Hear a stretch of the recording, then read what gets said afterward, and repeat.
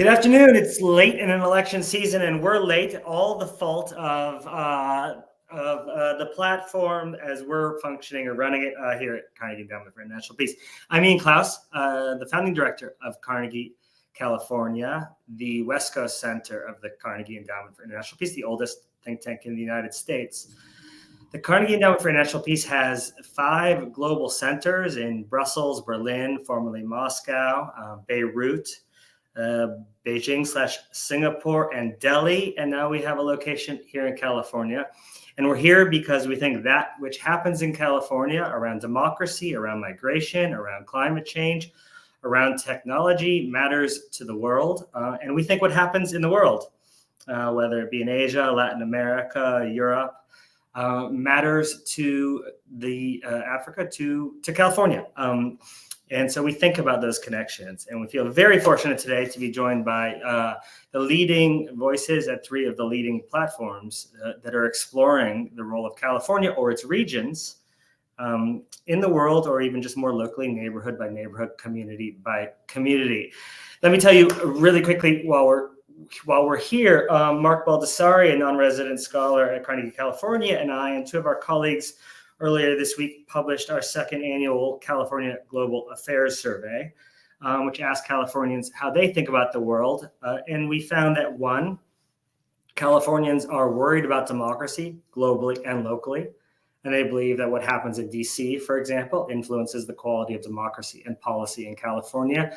And 2, above all other transnational issues, Californians are worried about misinformation and disinformation. And of course, it has long been argued that the collapse of local journalism or the rise of other social media platforms has led to a proliferation or burgeoning of practices, often transnational, around disinformation. And so what we have today are 3 different platforms represented who think about representing the news, but also informing voters and informing residents about that which is happening in California in a reliable and fact-based way. So I'm immensely grateful to all of them. We have Danielle Bergstrom, a journalist and founder of Fresno Land, an award-winning nonprofit investigative and explanatory news organization covering Fresno and Madera County. Her platform launched in 2020, and she has long experience working in government as well. Kristen Go is Cal Matters editor-in-chief and was previously vice president and executive editor for news and initiatives at USA Today. And Julia Marsh is the editorial director for Politico California, which is based in Sacramento. For a decade, she served as a legal correspondent and then City Hall bureau chief for the New York Post, and actually has a fascinating trans-Pacific journalistic background, including working in DC, but working for a Japanese media outlet. And finally, Mark Baldessari, whom I mentioned before, who's going to offer some reflections on the quality and opinions about democracy in California in the context of information. One of the theories of Carnegie, California, is that transnational issues have local manifestations, but that which happens locally is also sort of relevant globally, which is why we're really excited to have a Fresno represented here, and then someone who's Cal Matters, which is thinking about the entirety of the state, and then Julia from Politico California, which has long thought about regions, but the way they tie into global politics as well. And so I'd love to just give you all an opportunity to introduce your platforms a little bit. As I mentioned, we often have viewers from around the world, whether now live or subsequently. Most of them actually watch at different hours across different time zones. So Danny, for those who don't know about Fresno Land and the particular mission you guys have undertaken and the way in which you're providing reliable news to residents of Fresno and the central San Joaquin Valley, the floor is yours. Awesome. Thanks for having me. Hey, everyone. So like Ian said in my intro, I kind of came into journalism from a non-traditional background. I had worked in local government. I had worked in think tanks. I had done research. I worked on a local ballot measure and did some work around community budgeting. And through all of these different positions that I held, I just kept seeing a consistent issue of if people who cared a lot about issues around affordable housing, around local elections, around where new parks go, if they actually knew how the conversations were happening inside of City Hall, inside of the county Hall of Records, they would have a really different opinion about how they might engage in those conversations. And so when I started Fresnoland, which ultimately launched in 2020, it was sort of my initial attempt to try to bring a more nuanced and deeper perspective around local policy issues into the public eye so that people could use that to engage and civically engage. And it's been really interesting to see, as we've been operating now for 4 years, what that looks like. People are absolutely desperate for information that helps them figure out how to sift through talking points, whether it's disentangling the talking points around camping bans on homeless encampments, which is a really hot topic in local government right now, whether it's figuring out how to interpret the city budget. And, in Fresno, we have a lot of funding that goes to police and fire in our city budget. And, how do we make sure that we're setting up enough funding for affordable housing? There's conversations around transparency that we've really instigated at Fresnoland, and making sure that our city council is more responsive to the desires of residents to have more substantive conversations about the trade-offs that are being made.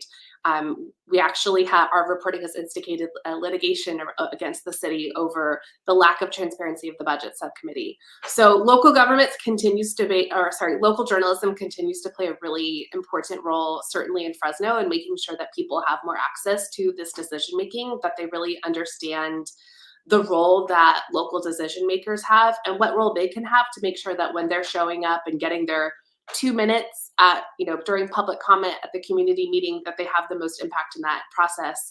And we're happy to be able to provide an opportunity for folks to do that. Making the most of those 2 to 3 minutes is an important charge. I've experienced that myself. I wonder, just really quickly, as a follow-up, and this is relevant to all of us, I think, in the conversation, but it immediately comes to mind with Fresnoland. How do you conceive of your borders? Like, where does it stop?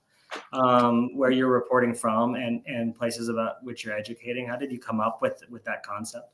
Yeah, the Central Valley is really misunderstood as a region across California.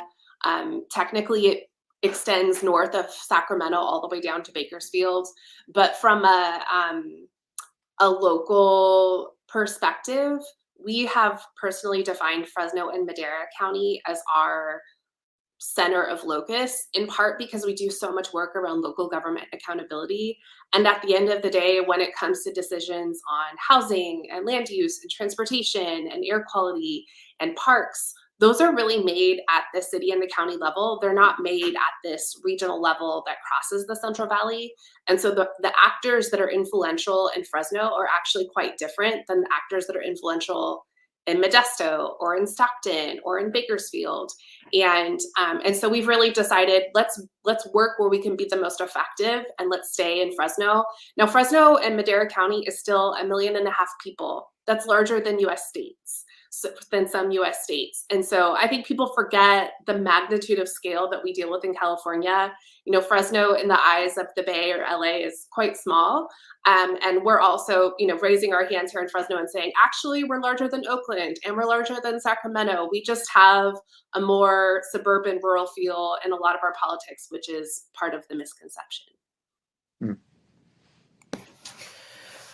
Kristen, I know how you guys think about the jurisdiction that Cal Matters is looking at. It's captured there in the name, and we can talk later perhaps about how California fits into a wider region. But please introduce Cal Matters. You guys are doing just fascinating work, from technology to being embedded in our public libraries to help people think about how they vote.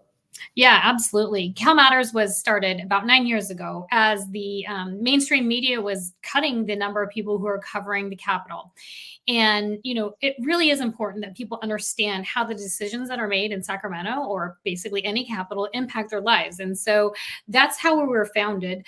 And since then, we've grown to be all over the state. And actually, we did acquire recently a nonprofit newsroom called The Markup, which really focuses on tech for good and the intersection of tech with many of the different issues that we cover here at Cal Matters. And, we make sure that we are covering the issues that are most important to California: education, environment, politics. health, criminal justice. And so now the intersection of technology with all of that is what we're focusing on covering. And we make our platform, which is our website and our app, free to any single California publication, because Danny can pick up stories for free, and we want people in Fresno to know what's happening in the capital. We also are on public radio. We are the only radio station that is an NPR affiliate, because the NPR affiliates in California realize how prolific we are, and also the importance of being able to carry statewide news in the local communities, and that reaches 53 of 58 counties in the state. And we also have a 5-day-a-week news segment in PBS SoCal to be able to better educate people in Southern California who may not want to read us, but who may want to watch us on TV. So we've really expanded our coverage to try and be in as many places as possible. And one of our key areas, you talked about people worried about the election, is our voter guide. And so we have that translated into Spanish, Korean, and Chinese. And we also have it written at a 5th grade level. It's distributed through California libraries and through any organization that wants to use our voter guide. And we also have 40 different events that we're doing to make sure that when people have that face-to-face connection, it's harder to say that you're spewing lies face to face, or to build that level of mistrust. I was just at one of our events yesterday. We had 120 people at the Lafayette Library who wanted to learn more about how to vote on the state props. And one other really important area that we're delving into is making the Capitol even more accessible to people. We have a site called Digital Democracy, and we use AI to look at how legislators are voting, how lobbyists are using their money to influence power, and it creates tip sheets for journalists at our organization and others who cannot be in Sacramento, but who want to be able to know what's happening with their delegation. So you can look at every single vote, you can watch every single hearing, you can see all the different lobbyists and what they've given and how they've given. And that's free and accessible to anybody who wants to use it. It is so popular with legislators, lobbyists, journalists, and others that we're looking to take this to other states as well. The California effect, but as it comes to media platforms, I think we'll return to that, Kristen. Thanks. Julia, most of Mark and I's colleagues who are in Washington, that which they know about California will now increasingly come from Fresno Land and Cal Matters, but also obviously from the reporting that Politico California does, and in your newsletter that is picked up across your platforms. And Politico clearly has made a decision that, as I understand it, that California is an important place to be. We launched near the same time and felt affirmed somewhat. Carnegie, California did, in coming into existence when Politico was thinking that was a good strategic move. And so, could you tell us a little bit more about the choice and how it fits into the wider sort of global news ecosystem that obviously Politico is an essential part of?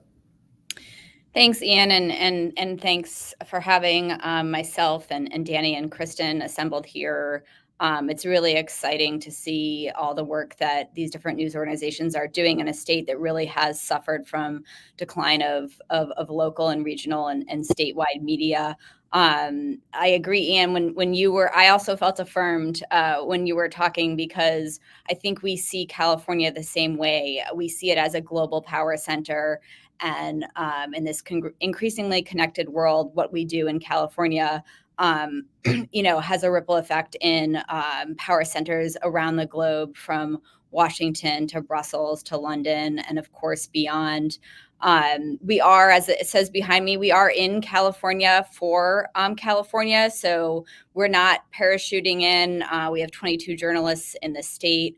And we're writing for a highly informed, somewhat niche audience of people directly involved in politics, policy, and power in the state. But we're also able to tell that story and connect the dots and what's happening on these global issues, especially around technology and energy and politics, by partnering with our colleagues back in DC, in our EU bureaus, and in our UK bureaus. We do that through our website. Our homepage is politico.com. If you do head over to politico.com/California, that is all our in-state news, and where you can sign up for 3 of our 4 newsletters. We have a AM and a PM playbook, which are really kind of the Bible for folks working in or interested in politics and policy in California and beyond. We also have a new climate newsletter that we launched last year. A daily newsletter lands in your inbox around 6 p.m. California Climate really goes deep on these issues these policy issues that the state is really a national and international pioneer in, the clean energy future, that sort of thing. And then lastly, for our pro audience, our subscriber audience, we have a paid newsletter. If you work in areas, again, like tech, like energy, education, health, and you really need to be pretty granular. You need to know the latest on what's happening in Sacramento and beyond. That's what that platform's for. Much like Kristen, we have a kind of a voter's guide. It's specifically on ballot measures. We have a brand new team, the only one ever in the state completely dedicated to covering ballot measures in California, day in and day out, not just during the election season. It's almost like a fourth branch of government in California. Often measures are negotiated in the legislature and then go to voters. There's hundreds of millions of dollars spent on these measures. And our guide really gets at, not only kind of what the measures say on the face of them, but like who's behind them, who are the players behind them, what are their motivations, who else stands to gain if, say, this $10 billion school construction bond passes, what are these kind of unlikely alliances behind the measures, and what are their interests. So I'd urge you to check that out as well. And I think that's it from me. Thanks, Julia. This is where I interject with the public service announcement, that to understand whether it's a region in California, the entire state, or how California fits in the world, but also for Californians, we will drop into the chat the mailing lists for the newsletters for all 3 platforms. I wonder, thank you for bringing up the ballot measures. And Mark, this is something you have thought about for a long time. I know your research shows, to get into the sort of nitty gritty about what these developments in media mean for democracy in California, that Californians are widely supportive of them, but also increasingly also supportive, and you can correct me if I'm wrong, of reform as it comes to how they're working. And so I introduced that as a sort of specific way to enter into the question of the state of democracy in California. But any reflections, but also you could just take up the referendum or initiative process conversation as well. Yeah, thank you, Ian. And I really appreciate being part of this conversation. And the theme of it, democracy in the new media landscape, it really is so timely and important to have this conversation, and for Carnegie to lead this discussion and make people more aware of just what's available in the new media, I think is really, really important. On the issue of the state ballot propositions, Californians have a big responsibility. They have 10 state propositions that they have to vote on. They've told us for years in the polling that they really value this ability to weigh in on public policy. But it is a big responsibility, and one in which they feel that often that they have information that is maybe incomplete or confusing. Many people feel that the voter pamphlet is good, but maybe not good enough. And I'm really grateful for what I've seen this year in a number of news organizations stepping up and stepping into the role which the voters have said that they would like. They'd like to have more town halls. They'd like to have more discussions. They'd like to have more debates about the propositions that they get to vote on. And that just doesn't stop at the state level. There are many local ballot measures, A through Z, that people will be looking at this year too. And that's a special responsibility that Californians have in our democracy, which is to be among the deciders of public policy that will set the future for the state. I just wanted to mention a few things from the 2024 Global Affairs Survey that Carnegie, California just released that I think, sets the context for a discussion about democracy and the new media landscape today. As Ian mentioned, people think that this is an incredibly important election that we have. In fact, in our survey, about 7 in 10 said that they felt that the 2024 election was even more important for democracy than the 2020 election. And the 2020 election was the election that broke all records in terms of voter turnout. So it gives you a sense of how people are looking at this election year as you do your work in the new media. 6 in 10 Californians told us that they believe that the state of democracy in the U.S. Is worse today than it was 5 years ago. Very few people saying that things are better, and that there's generally consensus around that issue that this is a tough time for democracy in the U.S. It's definitely going under challenges, and that Californians feel that the discourse and the tone that's taking place in Washington, D.C. is having an impact, a negative impact, unfortunately, on democracy in California. As people look at this election that's coming up, they feel generally confident about the way ballots are counted and cast in California. But there are concerns about just how the democracy overall is working. And as Ian mentioned at the outset, and this to me was one of the most surprising findings in the survey this year, is that we gave people a list of 6 international issues and asked them if they felt that these were major, minor, or no threats to California. And on top of the list this year was the spread of misinformation. 61% identified that as a major threat. More people than mentioned climate change or infectious diseases, for instance, or with all the attention to AI, those as well as some other threats that were on that list. Many Californians, in fact, about 7 in 10 also said that they were concerned about the possibility of misinformation from foreign governments in the 2024 election. Solid majorities across demographic and partisan groups mentioned this concern, and that's maybe something that each of you might talk about in terms of how your work is helping to deal with that concern that people have going into this election. A similar 75% said that they're concerned about the possibility of AI enabling interference in the 2024 election. 75%. That's a big number from a polling perspective. And again, majorities across regions and demographic groups, inland and coastal Californians, Republicans and Democrats all expressing that concern. Social media platforms get relatively mixed reviews, and relatively few Californians overall say that social media is having an impact, a positive impact on democracy, either in the US or globally or in California. So there are a lot of concerns that voters have going into this election year in which people are highly focused on the ballot that's in front of them in California, the decisions that they're going to make. They will have impacts on the local areas in which they live, the region in which they live and work, and in the state and the nation and the world as a whole.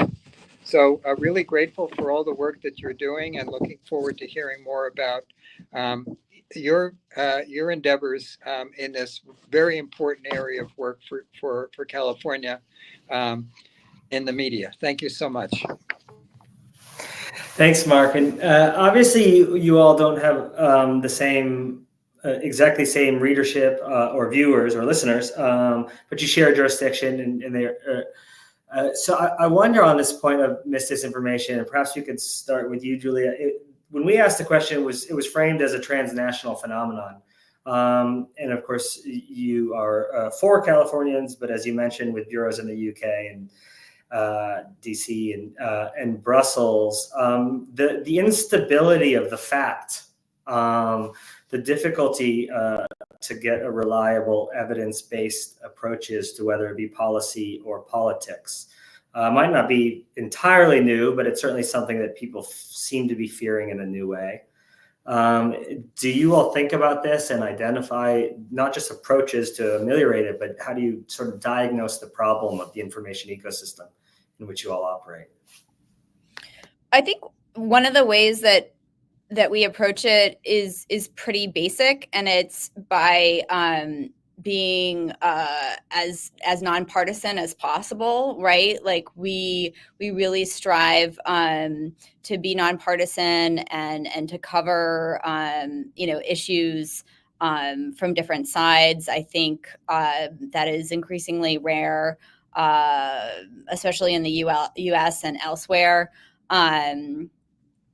Other ways, something that I've thought about, and actually I just want to give a shout out to one of our ballot measures editor, Sasha Eisenberg. He has a new book out called Lie Detectives. It's all about winning elections in the disinformation age. And ahead of this talk, I just reached out to Sasha to kind of get his take on things, and he said something, at risk of being like the skunk in the garden party. He mentioned something really interesting, which is that we should think really critically about when we see some disinformation out there, is it really quite isolated and in fact in a small corner of the internet that no one's paying attention to? And if we all are reporting it, are we then amplifying it and mainstreaming it and actually causing more harm than good? It is something that I especially think about with pieces of disinformation that are very hateful, right? Like are we really amplifying this, and what are we doing with it? He had a good analogy, which is that let's think about the analog times. If you had two people on a park bench picking a random place, Long Beach, and they're spreading some wild theories about global warming, is the Long Beach Daily Gazette going to write an article about it? No, they would never do that. So let's really think critically about what is the disinformation? Where is it? How many people are listening to it? Are we doing more harm than good by amplifying it?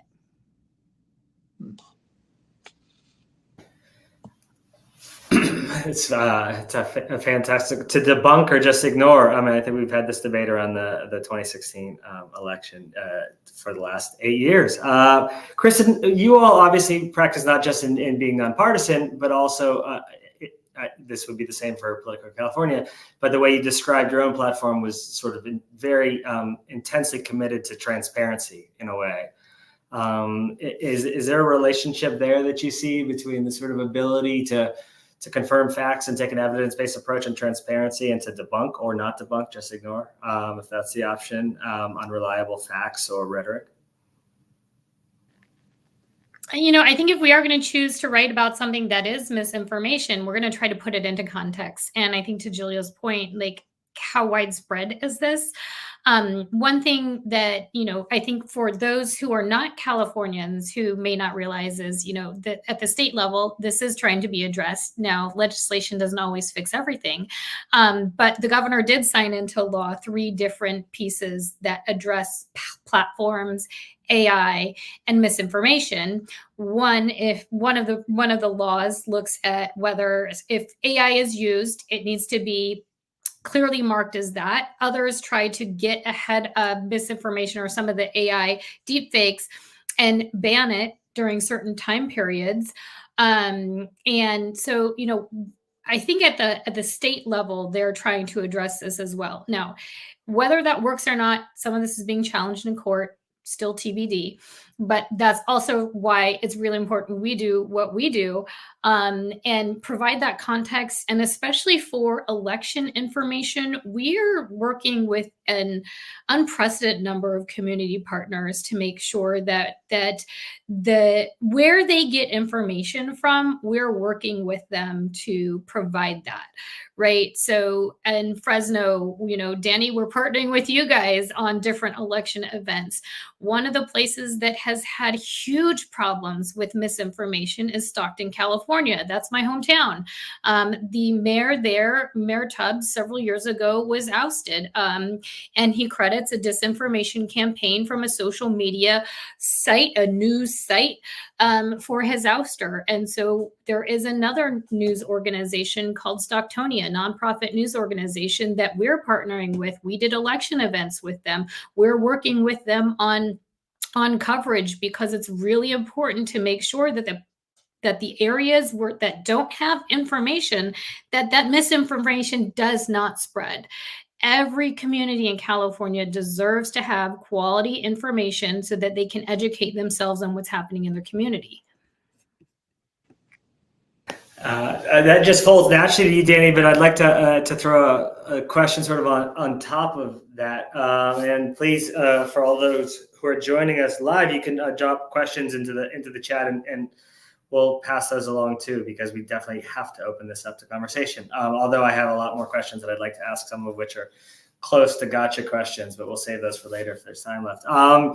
Danny, I'm curious to take up Kristen's point, but also I mentioned your Gen Z 9 or 7 Gen Z voters that's up live right now.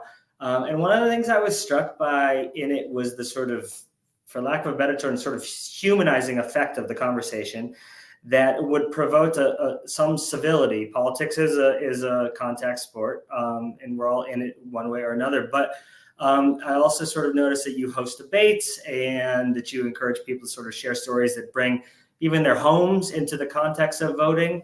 And so do you see, it doesn't have to be in the context of disinformation, a sort of role to promote a civil dialogue that people often harken back to, even if it never really existed, but that we aspire to? Absolutely, especially with the toxicity of the political climate being what it has been for the last several years now.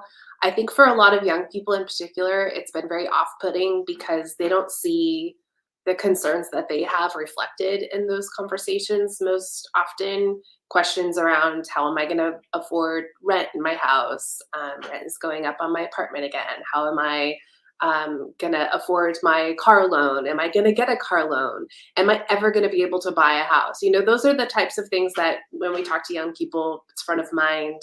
The war in Gaza is really popular with a lot of young people here in Fresno, and they're not really seeing local elected officials talk about that. They're not seeing a lot of national politicians talk about that in a way that I think they resonate with, and so they back away as a result. And so I think creating more spaces in real life to lower the barrier of entry to political dialogue, to show people that it's not scary, that most people have very low levels of knowledge when they first start getting engaged in political discussions. That's really normal.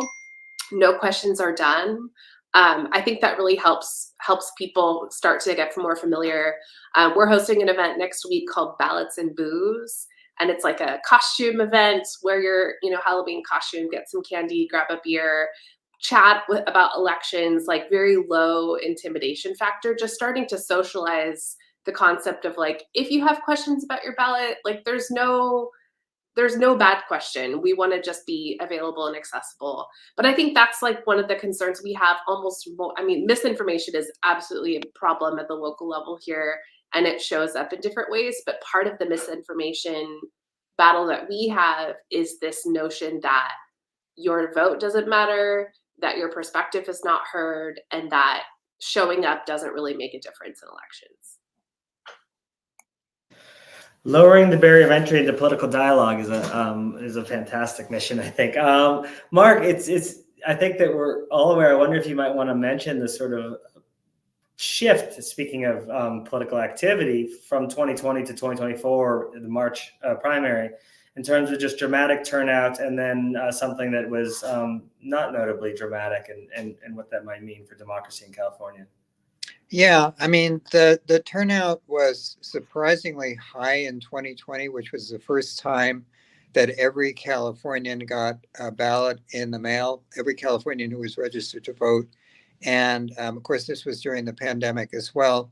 And then that became the law. that from now on, everyone gets a ballot in the mail. 2022 turnout for the midterm election, nothing special really, and the March primary quite low. So, voters continue to show that they are very, very interested in this this upcoming election, and obviously the presidential election is getting a lot of attention, but lots of questions in California always about what the turnout is going to be, particularly among underrepresented groups. And underrepresented groups in California tend to be the younger voters, in particular, non-white voters, in particular, renters more than homeowners, and what impact that's going to have, not just in the local elections in California or necessarily the state propositions that are on the ballot, but also, and this comes back to Fresno land, really, those areas of the state which the nation is watching very closely, because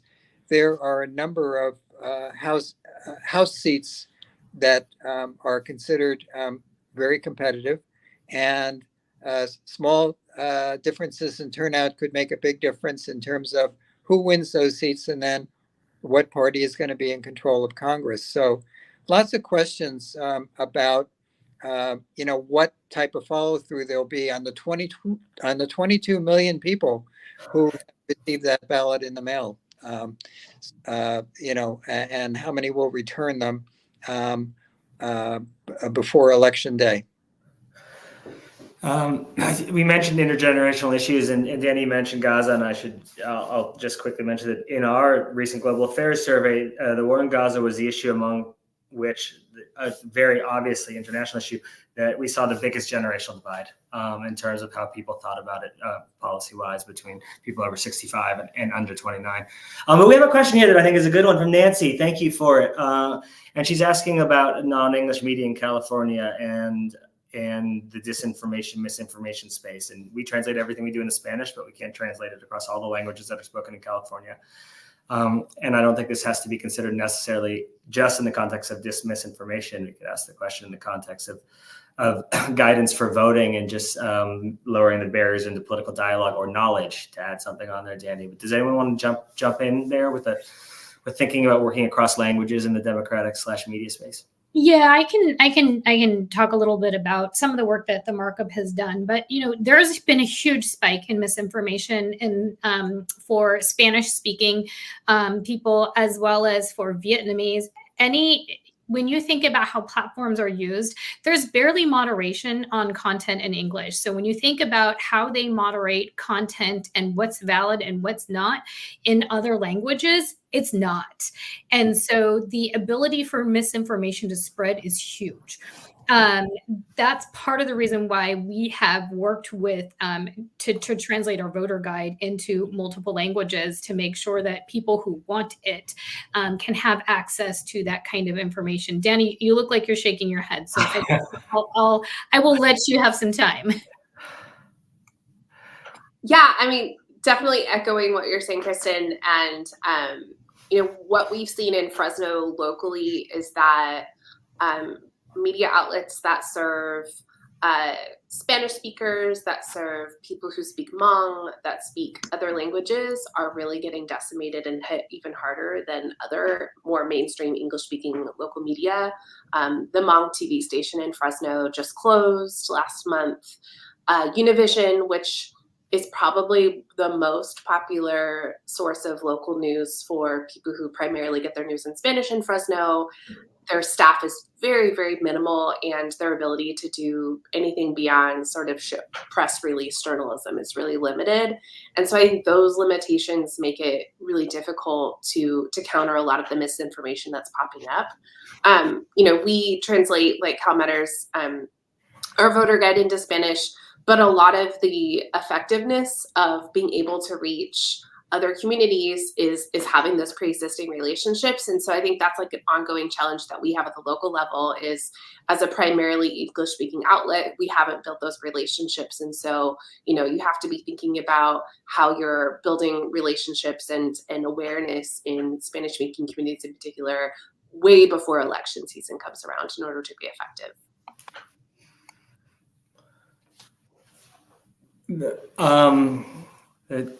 Well, I'm going to take this opportunity to ask an open-ended question that I would really love input in. And so, Julia, perhaps you can jump in here first. But I think that there's a piece of misinformation out there. It's a narrative more than a piece of that goes something like this. And it's very simple. Democracy doesn't work. People think democracy is not capable of tackling climate change. But a lot of studies suggest that, in fact, it's better than authoritarian practices. People think that there's a lack of dignity or opportunity in certain places because democracy is failing to deliver. But there are lots of studies that show that, in fact, some of the places where democracy is backsliding, it's because of a rise in authoritarian practices that are being taken by an elite that is not being checked by other institutions within the state. And so I wonder as we approach an election and there's this question of the efficacy, even the value of democracy as an approach to governance itself. And of course, there are myriad types. How would we think about that as a sort of piece of misinformation that has become pretty common, or as a piece or a narrative, perhaps? Yeah, I think I'd start by bringing it back to the conversation about younger voters, right? And the kind of what Danny was talking about, the kind of the backing away. I do think that's a big part of it. People feeling like their vote doesn't matter. Of course, in California, I think you've heard, right? People think like, well, it doesn't matter, right? It's not a swing state. What does it matter? But actually, as we know, the road to Congress very much runs to the control of Congress runs through California and New York, which is kind of funny since they're such deep blue states. But of course, who controls Congress and with a combination of who is the president, it makes a massive difference. I think. There's also, similarly to Kristen, we had an event at the main branch of the San Francisco Public Library on our ballot measures guide. And it was very interesting to hear from someone in the audience on this $10 billion schools bond. And he was involved in the San Francisco Public School District. And he'd seen so much malfeasance and was saying, who are we handing this $10 billion to? What are the checks and balances? And it was an excellent question. And, you know, even someone like highly educated and very involved was very distrustful of, this $10 billion that's supposed to go to crumbling schools. And there's factual evidence that the public schools across the state really need this money. And yet there's just this intense distrust of how it's going to be used. I think, from our perspective, all we can do, similar to what Danny is trying to do out in Fresno land, like she wants to bring people closer to the conversations that are happening by people in power. We try to do that by going behind the scenes. You know, how are these deals brokered? Who's involved in them? What interests are at play? We're not reporting on the press conference. We're reporting on the backdoor deal that happened before the press conference. And I guess I'm a somewhat idealistic believer that if you really let people in on those conversations and show them how power works, hopefully they feel like they have more of a stake and can be involved in shaping the course of their city, of their state, of their nation.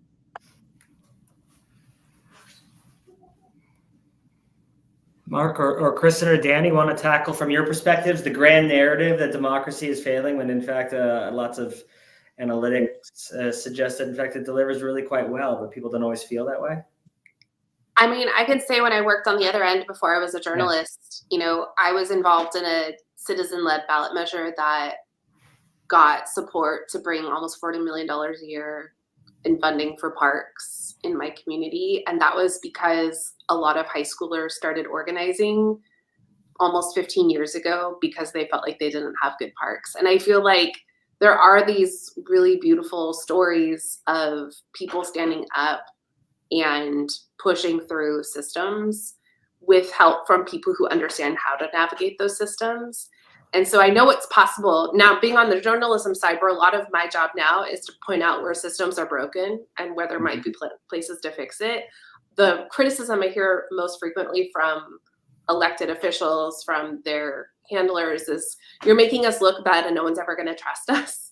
And, that's a criticism I think most journalists feel that get constantly. But I think that that's the tension we hold, in the journalism spaces. We're here to hold power to account, and we also have to show people that there is a path to be effective, there is a path to be successful, and to empower and enable people to find those paths and to learn how to be the most effective they can be at advocating for the community they want to see.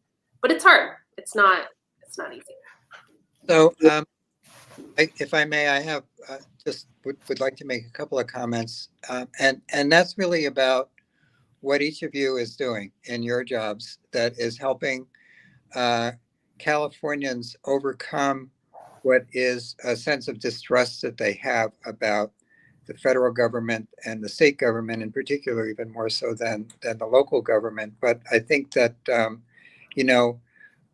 first of all, the fact that there's a Cal Matters organization that's explaining things to Californians about what's going on in Sacramento and their state government for most people who don't live in Sacramento. I mean, this is a huge service to voters. For Politico to be shining a light in terms of what how things actually work, and that there are people who care about how they work and who want to make them work better. I think hugely important for an organization like Fresno Land to be able to explain to people how they can make a difference is huge. So I think, I would just add to it that, coming back to what we talked about earlier, that many people want to be involved in the process directly of making decisions through the ballot, and they don't always feel like they've been, well prepared to do that. So they might go into it thinking, I don't know what to do, or I'm just going to vote no because I'm not sure. So the service that you're providing and to explaining to people, what the choices that they have on the ballot, in the way that you do it, in a way that you're not taking positions, but you're showing people with both sides, you're listening to their questions, and and giving people a sense that these are all good questions. It's okay to ask these questions, I think is hugely valuable. And in many ways different for California than necessarily we see in all other states. One of the things I've learned in the California policy world is you say just that, what Mark said. I would second all that in conclusion. And I think that implicit in a lot of the approaches that we've heard is how California is different, but also the ways in which it is part of a larger trend across media and democracy. A final question that you could choose to just offer just a different closing remark on or take up. What is going on with endorsements, and does it matter? Mm-hmm. Julia, you worked in New York for a long time, and the New York Times has obviously decided not to do local endorsements. The LA Times has decided not to do presidential endorsements. I know very little of what to make of it. We've talked here about the importance of the voter being informed, and I'm not sure that helps a voter with a ballot initiative. And so perhaps there's nothing to be made of it. But if you care to offer a thought there, I think it would be most welcome. Or anything else in closing. Yeah, I was very surprised to see the New York Times taking that move. I did spend most of my career reporting in New York before moving out here to lead our expansion. But the New York Times endorsement is hugely influential in New York City politics, and even right where you have a massive media market. There's a lot of information out there. it still can really, move an election. And I do think, it's a highly rigorous endorsement process. They're quite transparent. Some people might quibble with that, but I think they're quite transparent about it. And I think it's, unfortunate too that they kind of framed it as, well, we're becoming a global publication, but it did seem to be a real shame to pull away from a hometown endorsement. Same with the LA Times, right? Kamala Harris's hometown is Los Angeles. Some of us forget, right? So her hometown newspaper did not endorse in the presidential race.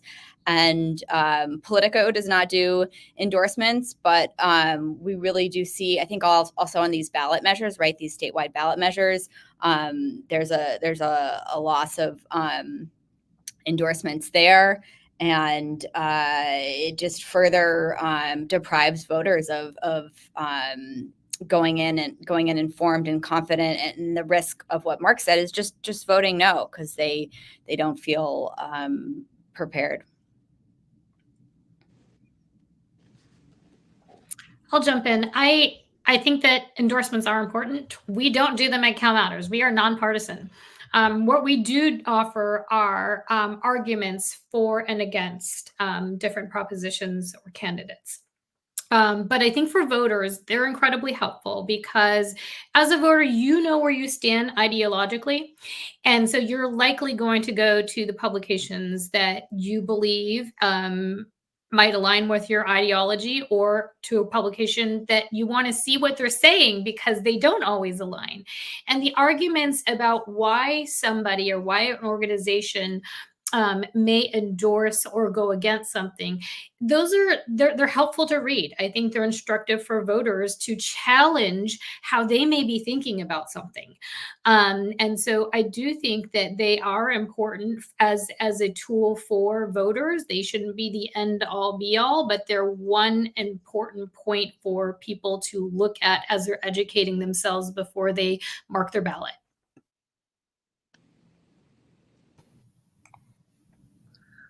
I'll just to add to this, we've taken a lot of our cues on how to do election coverage from CalMatters.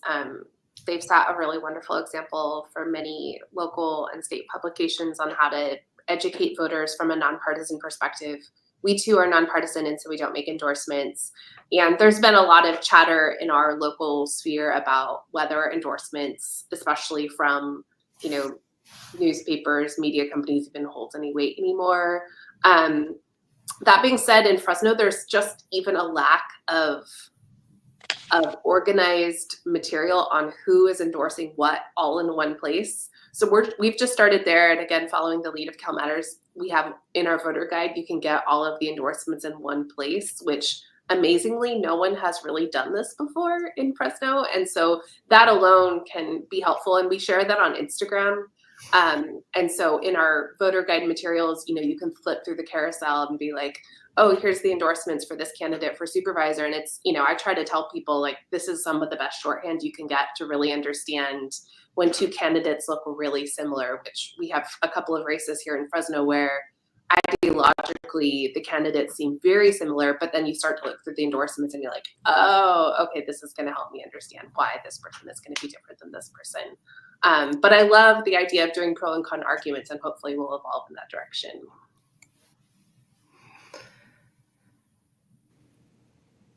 Well, can I add one really quick thing to that?